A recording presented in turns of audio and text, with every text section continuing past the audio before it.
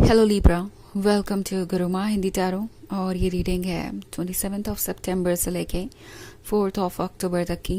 तो चलिए देखते हैं आपके लिए क्या मैसेजेस है इस वीक में और आप क्या एक्सपेक्ट कर सकते हैं अपनी लव लाइफ में। Messages for Libra.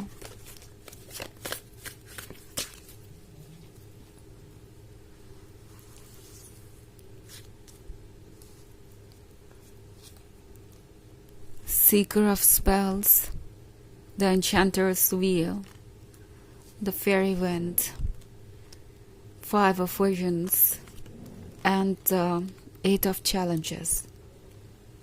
Okay.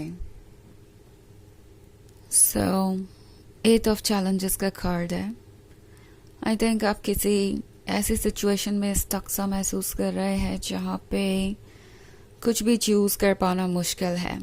May be आप सोच रहे हैं कि इस रिलेशनशिप से खुद को बाहर निकालें, वो भी आप नहीं कर पा रहे बिकॉज आपको लगता है कि ऐसा करने से आप खुद को हर्ट कर लेंगे।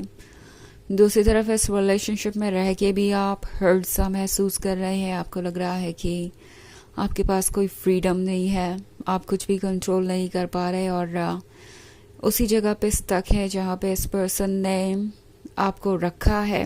लाइक जहाँ भी आप दोनों हैं इस वक्त, या जिस भी पेज पे है वो पेज अब पलट ही नहीं रहा, जैसे आप कहीं जाके रुक गए हों। सो 8 ऑफ चैलेंजेस एक सफरिंग को दर्शाता है जो कि डेफिनेटली बहुत मुश्किल है और ऐसा लगता है कि आप खुद को जब भी इस जाल से या इस टॉक्सिक सिचुएशन से निकालने की कोशिश करते हैं तब आप और ज़्यादा हर्ट हो जाते हैं। मतलब इन वायर्स को देखिए, ये सारे के सारे बॉब्ड वायर्स हैं, तो इन पे जो कांटे हैं वो आपको हर्ट करते हैं जब भी आप यहाँ से खुद को आज़ाद करना चाहते हैं या इसके बारे में भूलना चाहते हैं। सो आप में से बहुत सारे लोगों के लिए ये एक बहुत ही वियर्ड सिचुएशन हो सकती है। इनफैक्ट 5 ऑफ विजन के साथ ये काफ़ी डिसबैलेंस्ड रिलेशनशिप है, अनबैलेंस्ड है, क्योंकि अगर आप देखें तो ये पर्सन अभी इस फ्रॉक के रूप में ही है जबकि आप प्रिंसेस हैं। ओके, ऐसा नहीं है कि मैं ये कह रही हूँ ये पर्सन बहुत बुरा है या इन्हें आपको प्यार नहीं करना चाहिए या इस तरह की कोई बात मैं नहीं कह रही यहाँ पे। सिंपली ये है अलग अलग स्टेज पर होने के बारे में। ओके, इस जर्नी में प्रिंसेस के साथ आप इस पर्सन से काफ़ी ज़्यादा मैच्योर है, अंडरस्टैंडिंग है, लविंग एंड केयरिंग है, और दूसरी तरफ ये पर्सन है ओके जो कि एक पॉइंट पे टिका हुआ है और इन्हें अभी आपके लेवल पे आने के लिए बहुत कुछ करना है। इन्हें बहुत सारे लेसन सीखने हैं, बहुत कुछ सीखने के बाद ही आगे बढ़ पाएंगे। सो द फेयरी विंड के साथ ये चाहते हैं कि ये जर्नी आगे बढ़े और ये जर्नी इनके लिए आसान नहीं है। एक्चुअली ये पर्सन कोशिश नहीं कर रहा। ओके, फ्रॉक से प्रिंस में ट्रांसफॉर्म होने के लिए जो एफर्ट्स करने पड़ेंगे वो एफर्ट वो कर नहीं रहे। एंड ऑब्वियसली आप भी अपना प्यार इन्हें ऑफर करके देख चुके हैं कि क्या ये बदलेंगे या नहीं, और आपको शायद कोई चेंज नहीं नज़र आ रहा है। सो अगर ऐसा है तो टैरो आपसे कह रहा है कि अपनी मन की बातों को अनसुना मत कीजिए। द फेयरी विंड का मतलब है कि आपका इंट्यूशन आपको गाइड कर रहा है, आपके स्पिरिट गाइड आपको प्रोटेक्ट कर रहे हैं और जो कुछ भी आपकी नज़र के सामने है उसे देखकर समझना ज़रूरी है। ओके, पॉसिबली आप देख बहुत सारी चीज़ें चुके हैं मगर आप उन्हें इग्नोर करके आगे बढ़ रहे थे बिकॉज आपको लग रहा था कि ये रिलेशनशिप वर्क करेगा इन दी एंड और सारी चीज़ें परफेक्ट हो जाएंगी। But then again the enchanters wheel के साथ टाइम जैसे जैसे अनफोल्ड हो रहा है आप भी काफ़ी सरप्राइज हो सकते हैं। आपको ये महसूस होगा कि जितना ज़्यादा आप कोशिश कर रहे हैं इस रिलेशनशिप को संभालने की, उतना ज़्यादा इस पर्सन की एक्सपेक्टेशंस बढ़ती जा रही हैं, उतना ही ज़्यादा ये पर्सन आपसे कॉम्प्रोमाइज़ और सेक्रीफाइसेस एक्सपेक्ट कर रहा है।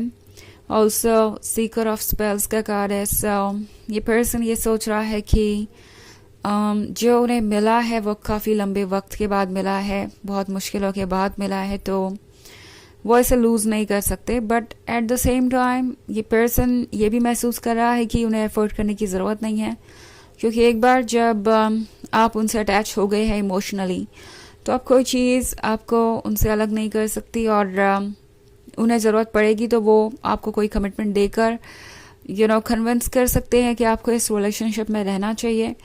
सो आई थिंक ये पर्सन बहुत ज़्यादा रिलैक्स्ड है और अपनी तरफ से कोशिशें नहीं कर रहा है. इनफैक्ट अगर आप एक ऐसी सिचुएशन में है तो टैरो आपसे कह रहा है कि फ़िलहाल आपको अपने ऊपर फोकस करने की ज़रूरत है. इस रिलेशनशिप पे आप जितना वर्क कर सकते थे कर चुके हैं. एंड अगर आपको लग रहा है कि आपके एफर्ट्स अप्रिशिएट नहीं हो रहे हैं और ये पर्सन आपको समझता नहीं, सो कुछ वक्त अकेले बिताइए, अपने आप को स्पेस दीजिए. और कोई ऐसी सिचुएशन नहीं है जहाँ से आप ना निकल सके. ओके अगर आप इन तारों को चाहे तो काट सकते हैं और खुद को फ्री कर सकते हैं. और यही बात टैरो आपसे कह रहा है कि फ़िलहाल सोचने का वक्त है. शायद आप इस वक्त क्लियरली सोच नहीं पा रहे और इसलिए आपको लग रहा है कि इस सिचुएशन से निकलने का कोई रास्ता नहीं है. बट अगर आप केयरफुली सोचें तो ये एक टेम्प्रोरी फीलिंग है जो वक्त के साथ ओवर हो जाएगी. तो सवाल ये है कि आप कब तक और कितना इंतज़ार कर सकते हैं, बिकॉज आपके स्टेज तक पहुंचने के लिए इस पर्सन को काफ़ी वक्त लग जाएगा. एंड ये आपके लिए भी रिस्की है. ओके ये पर्सन बहुत सीरियस नहीं दिखाई दे रहा सेल्फ वर्क को लेके. एंड अगर बार बार बाउंड्रीज क्रॉस हो रही है सो आपको सोचने की ज़रूरत है कि क्या आप ऐसे रिलेशनशिप में कंटिन्यू कर सकते हैं. ओके हालांकि ये एक जनरल रीडिंग है सो ये सबसे रेजोनेट नहीं होगी. एनर्जी रिवर्स हो सकती है अगर आप क्रॉस वॉचर हैं. इसके अलावा अगर आप पिछले वीक की रीडिंग देखना चाहें तो उसका लिंक भी आपको डिस्क्रिप्शन बॉक्स में मिल जाएगा हमेशा की तरह. तो चलिए आगे बढ़ते हैं और देखते हैं और क्या मैसेजेस हैं आपके लिए. Messages for Libra, Keeper of Bones, Child of Visions, Three of Visions, Six of Challenges, and the Forge. Okay. So, Child of Visions है. I think टैरो आपको रिमाइंड कराना चाहता है कि आप कितने खुश थे. शायद आप चेंज हो गए हैं, आपने ये नोटिस भी नहीं किया. अपने पास्ट से अगर आप खुद को कंपेयर करें तो आपको लगेगा कि आपके अंदर बहुत बदलाव आ चुके हैं. पहले आप खुश रहा करते थे, पहले आप अपने इनर चाइल्ड को फॉलो करते थे और अपनी मन की बात सुनते थे. बट अब शायद आप दूसरों की एक्सपेक्टेशंस को पूरा करने में इतनी बिजी हो गए कि आपने खुद को इग्नोर कर दिया. इनफैक्ट थ्री ऑफ विजन्स के साथ ना सिर्फ आप इस पर्सन की एक्सपेक्टेशंस पूरी कर रहे थे बल्कि शायद इनसे कनेक्टेड लोगों की भी, इनके फैमिली मेम्बर्स की, इनकी फ्रेंड्स की भी. शायद आपको ये पता हो या ना भी पता हो, ये पर्सन आपसे जो भी कह रहा था उसके पीछे भी बहुत सारे रीजंस थे. मे बी ये अपने थ्रू दूसरों की बातें भी आपसे कह रहे थे और चाहते थे कि आप दूसरों की एक्सपेक्टेशंस पे भी खरे उतरे.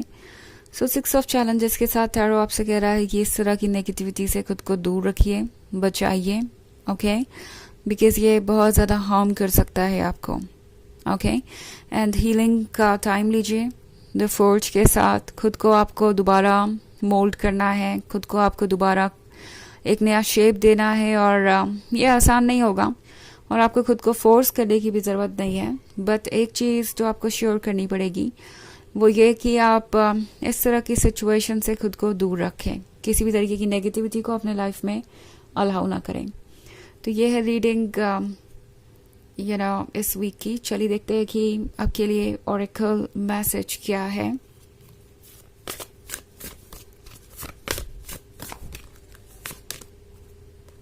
फॉरेस्ट बार्डिंग.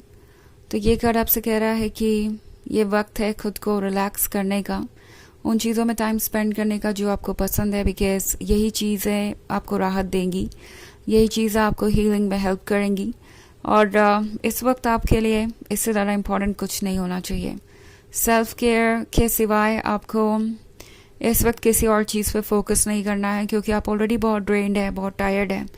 इस वक्त किसी कोशिश को करने का कोई मतलब नहीं है. और वैसे भी आप अपना रोल कंप्लीट कर चुके हैं, बाकी के रोल इस पर्सन को पूरे करने हैं. ओके सो ये है रीडिंग इस वीक की. आई होप आपको अच्छी लगी होगी.